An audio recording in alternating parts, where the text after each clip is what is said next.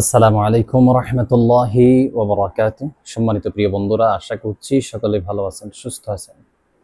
আমি আলহামদুলিল্লাহ আপনাদের দোয়া এবং ভালোবাসায় ভালো আছি, সুস্থ আছি, শুকরিয়া আদায় করছি আলহামদুলিল্লাহ। প্রতিনিয়ত প্রতিদিনের মতো আপনারা দেখছেন আপনাদের প্রিয় একটি চ্যানেল মুনতাসির টিভি, এবং যারা আমার এই ভিডিওটি আমার ফেসবুক পেজ নিত্য নতুন জিন ও জাদুর আপডেট চিকিৎসা এই পেজ থেকে যারা দেখছেন সবাইকে আমার আন্তরিক মোবারকবাদ। জি বন্ধুরা, থাম্বনেল দেখে বুঝে ফেলছেন আমরা কথা বলবো আজকে দুইটি বিষয় নিয়ে। একটি নকশায় দুইটি কাজ সম্ভব। তো প্রথম কাজ হচ্ছে আমাদের, থাম্বনেলে আপনারা অবশ্যই দেখছেন, দুইটা কাজ আমরা আজকে একটি নকশায় করব। এক নাম্বার পাওনা টাকা আদায়, দুই নাম্বার লটারিতে বিজয়। রাসূলের মুখ থেকে শোনা ঝরা বাণী, কাজ কর্ম তার হাদিস ও জানি। নকশা এক, শুধু মাধ্যমটা ভিন্ন, অর্থাৎ ব্যবহার বিধিটা একটু ভিন্ন। প্রথমে আমরা কথা বলবো পাওনা টাকা কিভাবে আদায় করব। পাওনা টাকা আদায়ের জন্য আমাদের যেটি করতে হবে, স্ক্রিনের মধ্যে আগে নকশাটি আমরা দেখে নিই। এটি সেই কাঙ্ক্ষিত নকশা। এই কাঙ্ক্ষিত নকশাটিকে আমরা পাওনা টাকা আদায়ের জন্য যেই লোক থেকে আমরা টাকা পাবো ওই লোকের নাম এবং ওই লোকের একটা ছবি লাগবে। ওই লোকের নাম, তার ছবি, বাবা মায়ের নাম জানা থাকলে তার ছবিতে লিখে দিবেন, না জানা থাকলে লাগবে না। তো যেই নকশাটি দেখছেন এটিকে আপনাদেরকে মেশক জাফরান কালি দিয়ে লিখতে হবে, সুন্দরভাবে লিখবেন। এটিকে শনিবার অথবা মঙ্গলবার সূর্য উদয় হওয়ার সময়, অর্থাৎ সূর্য ওঠার সময় লিখবেন।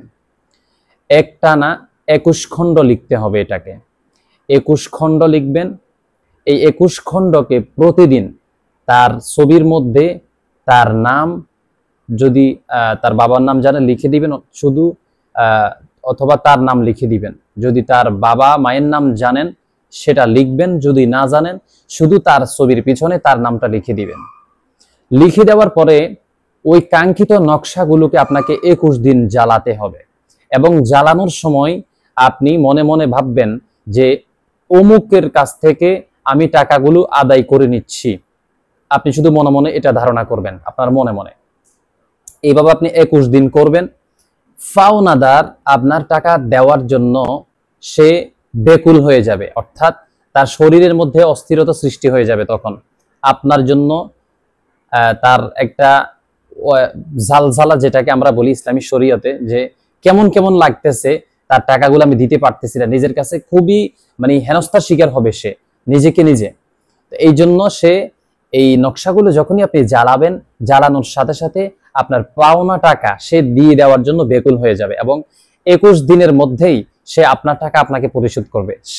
সে চুরি করে হোক, কারো কাছ থেকে ধার করে হোক, যেইভাবে হোক সে আপনার পাওনা টাকা আপনাকে দিয়ে দিবে। এবার আসি আমরা লটারিতে কিভাবে জয়ী হব। লটারিতে আমাদেরকে জয়ী হওয়ার জন্য কাঙ্ক্ষিত ওই নকশাটির আমাদের কিছু আমল আছে।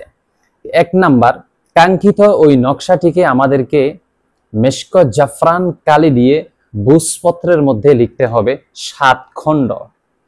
তো এই 7 খণ্ডকে আমাদেরকে প্রত্যেক দিন একটা একটা করে লিখে আমাদেরকে বালসের নিচে রাখতে হবে। আজকে একটা লিখবেন, এটা লিখে বালসের নিচে রাখবেন। আপনার নাম, বাবা মায়ের নাম লিখে আপনি নিচে আপনার বালসের নিচে রেখে দিবেন।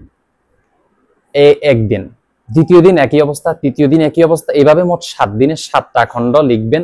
লিখার সময় হচ্ছে শুক্রবার দিন, যখন খতিব তার খুতবা দেওয়ার জন্য মেম্বারের মধ্যে উঠবে, ঠিক এমন অবস্থায় মাঝামাঝি সময় আপনি এই তদবিরটা লিখবেন, এই নকশাটি লিখবেন।